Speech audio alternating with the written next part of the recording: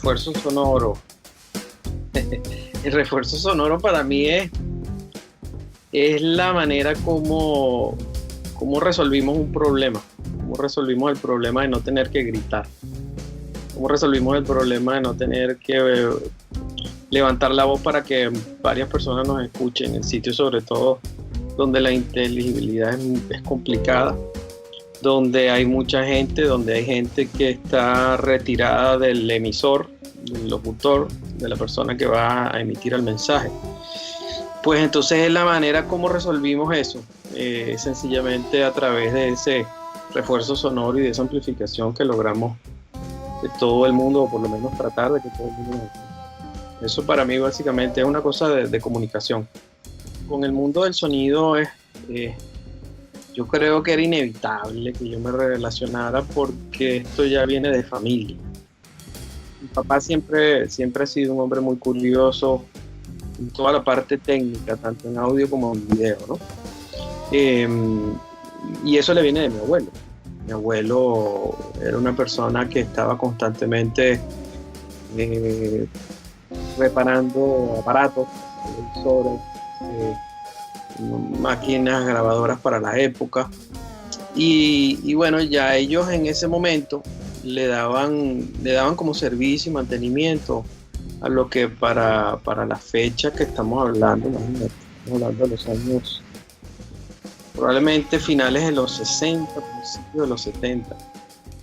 Estaban dándole servicio a compañías que se estaban dedicando a esto, pues a tener estudios de grabación. Y llega un momento en que también con la inclusión de mi tío, que eran mi papá y mi tío, dos hermanos, y mi abuelo, dicen, bueno, pero si le estamos haciendo esto a la gente, ¿por qué no sencillamente nosotros fundamos un estudio de grabación nuestro, propio, familiar? Y es cuando nace Sono 2000 Studios, el estudio que luego se conoció como el estudio de los Landaeta. Y pues como te digo, crecí ahí, crecí viendo todo esto, mis vacaciones no eran como las vacaciones de la mayoría de los niños, sino que mis vacaciones eran metido en el estudio, viendo lo que sucedía, impregnándome de toda esa creatividad y de todo ese mundo, de la nada tener algo grabado y tener música, etcétera. Entonces llegó un momento cuando me iba a graduar ya de bachillerato que le dije a mi papá, ¿sabes qué? Yo me quiero ir por esto, yo quiero estudiar esto, yo quiero llegar a ser en algún momento un ingeniero productor. Estamos hablando que eso fue en el año 79 que yo le planteé eso a mi papá. Lo planteo en el año 79 y en efecto en el año 1980 tuve la oportunidad de salir del país a estudiar y ya existía el estudio familiar. Era inevitable que al regresar graduado pues entrara en el estudio a trabajar. Lo bueno y lo que agradezco yo y agradeceré hasta el día que me muera es que a pesar de ser un estudio familiar, a pesar de yo ser hijo de uno de los dueños, a pesar de todas estas cosas, yo llegué al estudio a comprar café y a arreglar los cables del estudio. Yo en ningún momento llegué como ingeniero estrella ni nada que se le parezca. Yo sé lo que es venir de abajo en este mundo. Yo sé lo que es servirle a los demás. Yo sé lo que es asistirle a los demás. Yo sé lo que es lo importante que es un buen asistente en un estudio.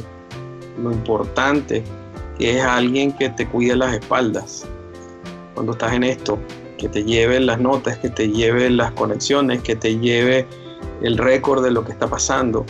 Entonces yo siempre agradeceré a mi familia, sobre todo a mi tío Ricardo, con Ricardo Landaeta, con quien yo más compartí en el estudio, porque realmente el estudio lo llevaba él, yo era una especie de como te digo, de asistente.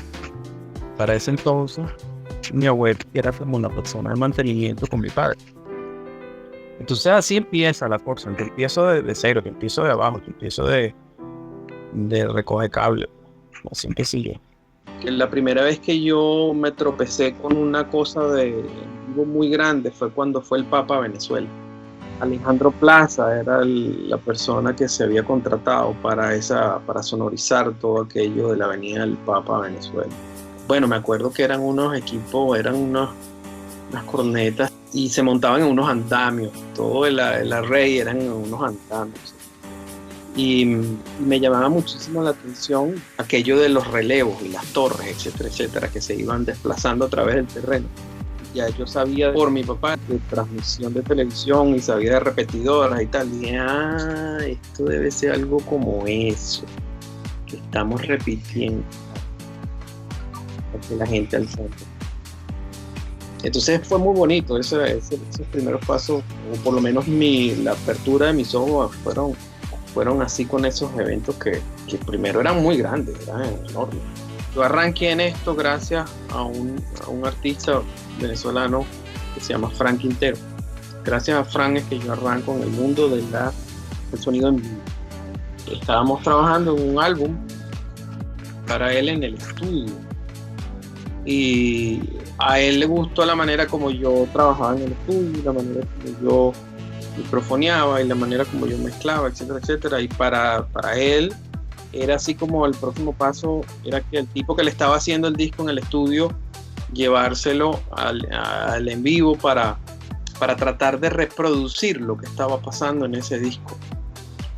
Y yo en un comienzo, la verdad, nunca entendí esa propuesta. Cuando él me dice, pero vente conmigo, vamos para la calle para que hagamos los conciertos de la gira de este disco. Y yo, honestamente, mi primera sensación fue de temor, pues, porque yo dije, pero si yo nunca he estado en la calle, yo no sé ni con qué me voy a conseguir, yo no sé ni que nada. Y él dijo, bueno, pero yo confío en ti, así que te vienes. Y así fue, me sacó del estudio y me fui con él. Estamos hablando probablemente el año 86, 87, 1986, 87. Y era algo que estábamos haciendo, imagínate, era un tema que se estaba haciendo para una película, se llamaba La Generación Halley, era una colaboración de muchos artistas allí. Entonces, ese tema con el que Frank contribuye, era parte de otras cosas que Frank estaba haciendo. Y es en ese momento que él me ofrece salir. Fue en el Anfiteatro Oscar Martínez de Barquisimeto. Ese fue mi primer show con la compañía del gran Juan Valera. Y él tenía para ese entonces las cornetas aquellas modificadas, que eran las campanas blancas. Eran muy potentes. Y bueno, ese fue como la ruptura del celofán en el Anfiteatro Oscar Martínez. Tengo que darle reconocimiento a mi gran amigo Juan Carlos Yepes.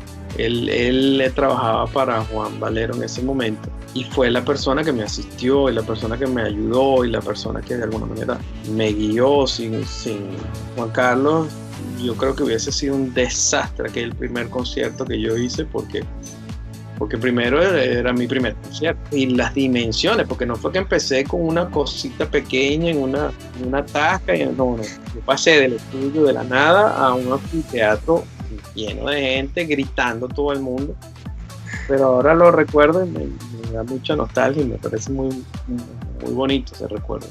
Ya cuando yo entro en el mundo de expresión en vivo, de repente lo que yo no había visto para ese entonces era consolas de motores.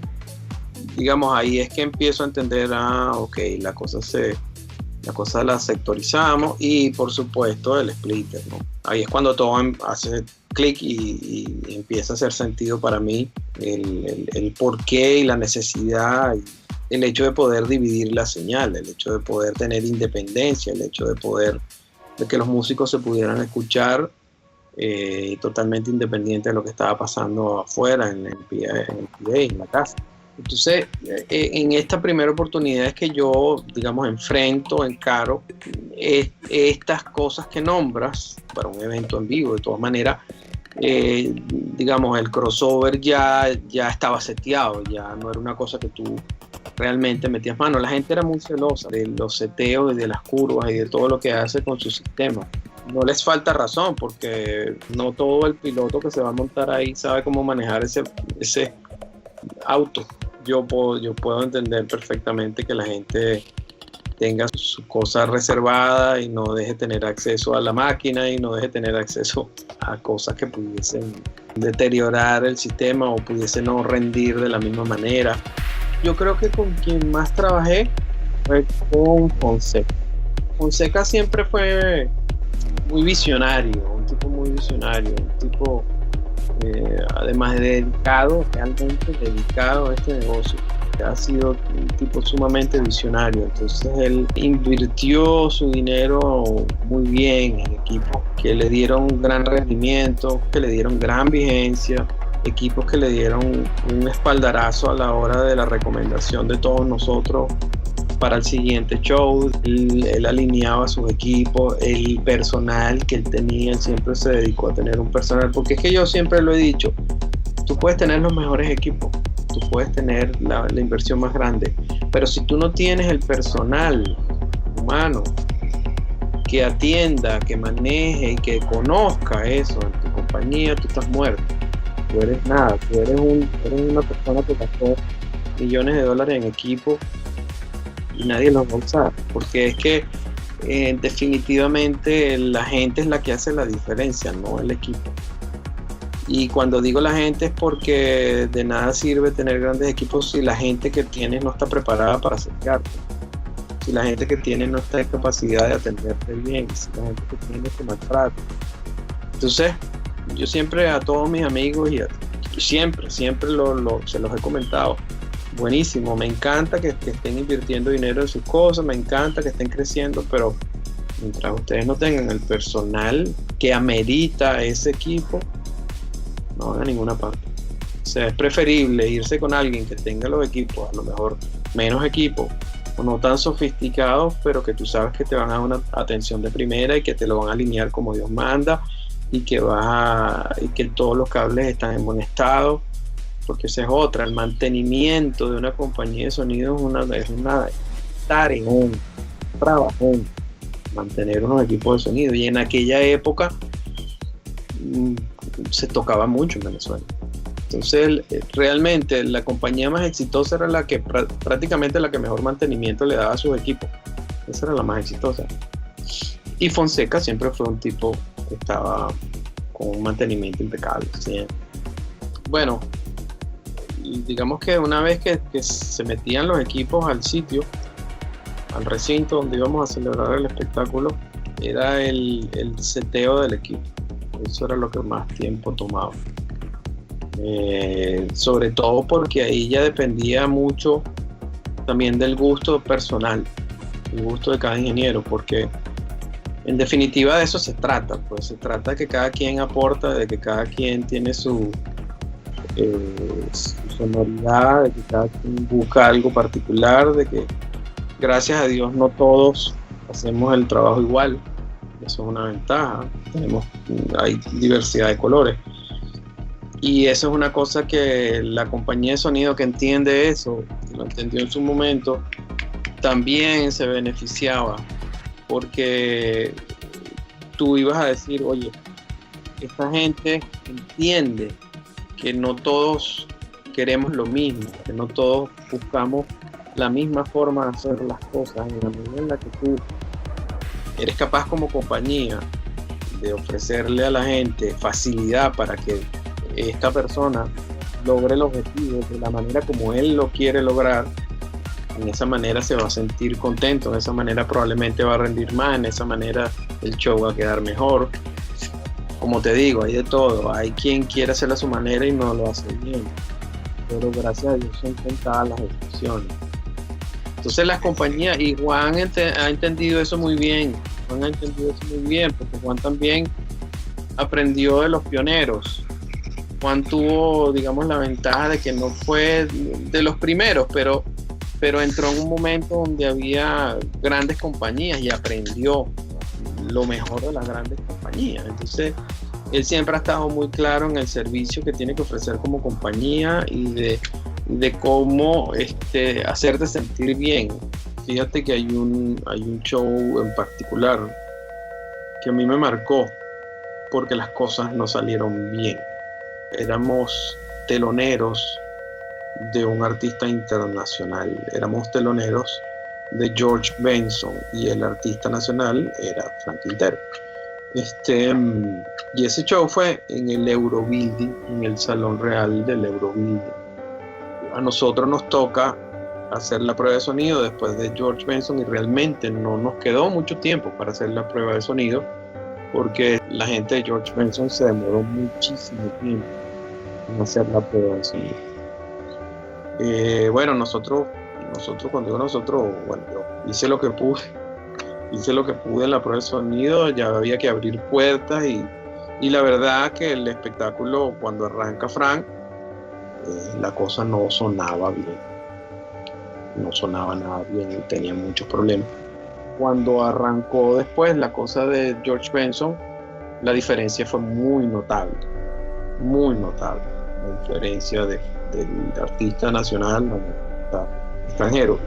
Yo en ese momento me hice una promesa, porque era muy común que el artista extranjero sonara mejor que el artista nacional. Y yo para ese entonces dije, yo tengo que lograr que el artista nacional suene mejor que el artista extranjero, de ahora en adelante. Lejos de deprimirme, que por supuesto que me pegó y por supuesto que me entristecí y por supuesto que me enrollé, pero dije, esto para mí no va a ser que yo baje la guardia, ni mucho menos, todo lo contrario. O sea, yo tengo que buscar la manera de maximizar mi tiempo, de prepararme más, de ver cuáles son las cosas que tengo que ayudar al resto de la gente que está armando el evento, de mi gente, pues de la gente con la que yo estoy trabajando para X artistas, porque esto no puede volver a pasar. Y en efecto, me dediqué y logré en varias oportunidades quedar mejor que el artista extranjero, y eso está documentado inclusive en artículos de prensa. No voy a decir, por supuesto, quién es el artista extranjero, ni mucho menos, pero nosotros logramos sonar mejor que artistas extranjeros en varias oportunidades en Venezuela. Y fue gracias a eso, gracias a que me pasó eso, gracias a que tuve ese encontronazo, ese tropiezo. Entonces, la moraleja de esto es que hay que pasar por estas cosas para nosotros entender que, bueno, que tenemos que apretar. Yo acabo de venir de una gira con Ricardo Montaner, donde había un telonero, un muchacho, muy bueno muchacho, y no tenía ingenieros. Y bueno, nos tocó a mí, a mi otro amigo, mi gran amigo Juan Carlos Socorro, y a mí ayudarlos a ellos. Nosotros dos somos los ingenieros de Ricardo Montaner.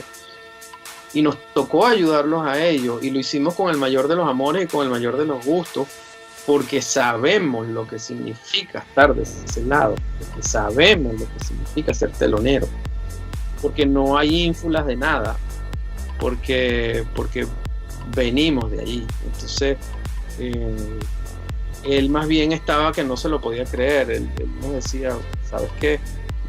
Yo he sido telonero de mucha gente, pero a mí nadie, nunca, ningunos ingenieros me han tratado como ustedes dos, y yo se los agradezco muchísimo.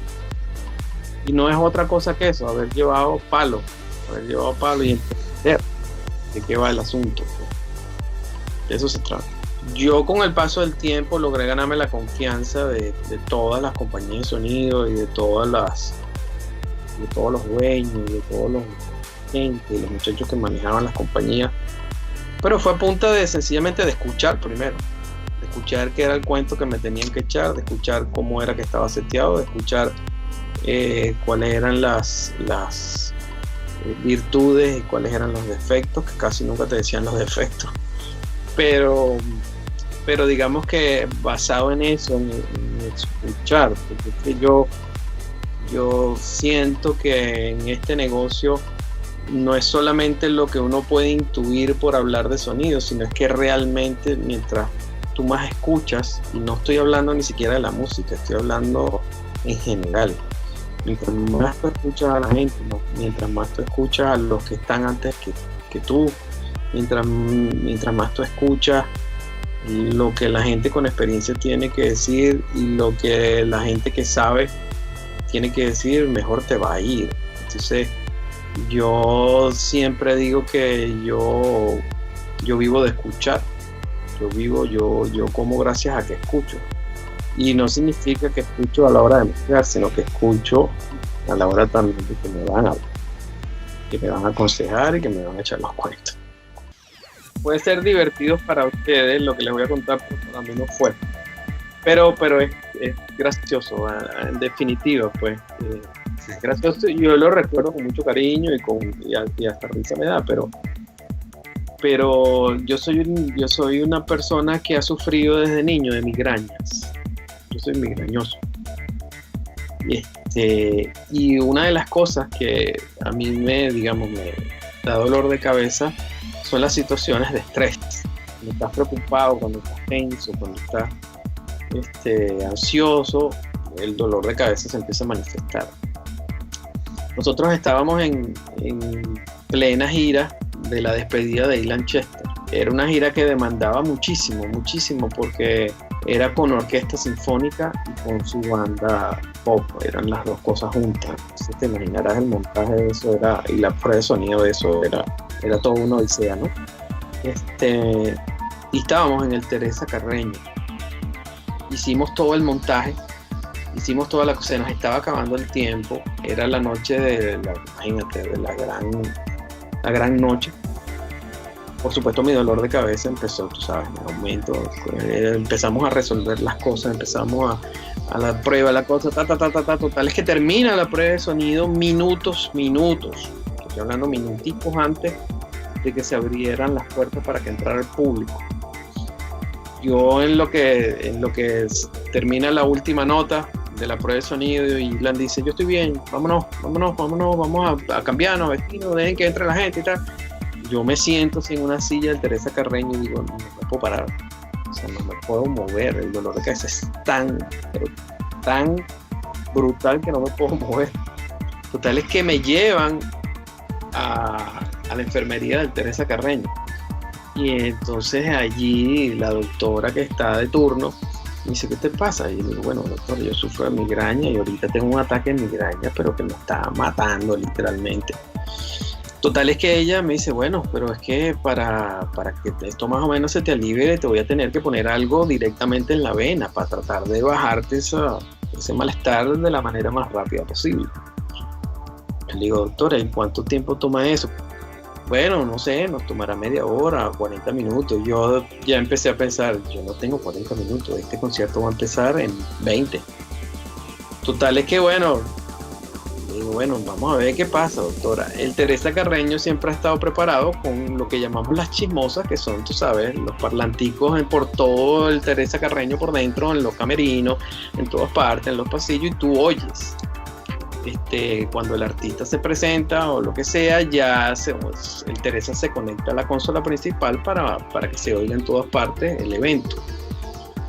Y estando yo en plena pasada de medicamentos por la vena, así acostado en la camilla, empiezo a oír la abertura del concierto. Te imaginarás que dije, Dios. Ya Ilan sabía que yo estaba enfermo, se lo dijeron minutos antes de empezar, todo el equipo y tal, y no querían estresarme más, sencillamente ellos hicieron un enroque, la persona de producción pasó a monitores, el ingeniero de monitores pasó al main y arrancó el show, y yo yendo por las chismosas al show, digo, pero si este es mi show, ya arrancó. Bueno, te imaginas, me arranqué la vía, la doctora no estaba, dejé eso así y me fui y arranqué para poder tomar la cuenta de mi show, pero bueno, esas son las cosas de esto, pues cuando tú amas lo que haces, muchas veces hasta erróneamente pasas por encima de la salud con tal de cumplir, ¿no? Hay que buscar un balance. Esto es para que los muchachos sepan que hay que buscar un balance. Yo solamente le aconsejo a las nuevas generaciones que esto que estamos haciendo es estar al servicio de la música, al servicio, sobre todo cuando estamos en este plan de mezclar música. El refuerzo sonoro se presta para muchas cosas, pero yo ahora voy a hablarle exclusivamente a la gente que se encarga de mezclar conciertos y de y de música. Nosotros somos el eslabón entre el artista y el público.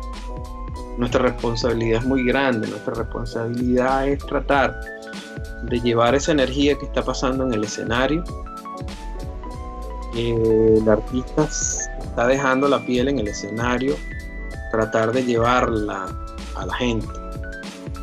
Ese es nada más y nada menos que nuestro trabajo cuando hacemos este tipo de eventos musicales. Entonces, hay que asumir esto con mucha responsabilidad, hay que asumir esto con mucha vergüenza, hay que asumir esto con mucho oído, pero oído a la música, no oído a lo que a mí me da la gana de poner, y a lo que a mí me da la gana de hacer, y a lo que a mí me da la gana de manipular. Eso está bien en la medida en que la música te lo pida. Eso está bien en la medida en la que la música lo quiera, pero no hacer por hacer, poner por poner, maltratar la música. Otra cosa, nosotros somos responsables de la audición de mucha gente en un recinto, independientemente de la tuya, de la propia. Entonces, por favor, manéjense y manejen todo esto con criterio, con cuidado. Estamos trabajando con cosas intangibles, pero que pueden hacer daño. Entonces sean responsables a la hora de que van a amplificar sonido para la gente y para ustedes mismos. Eso no regresa. La audición, cuando se pierde, no regresa. A menos que sea un milagro de Dios, no regresa. Entonces sean conscientes, cuídense, por favor, cuídense.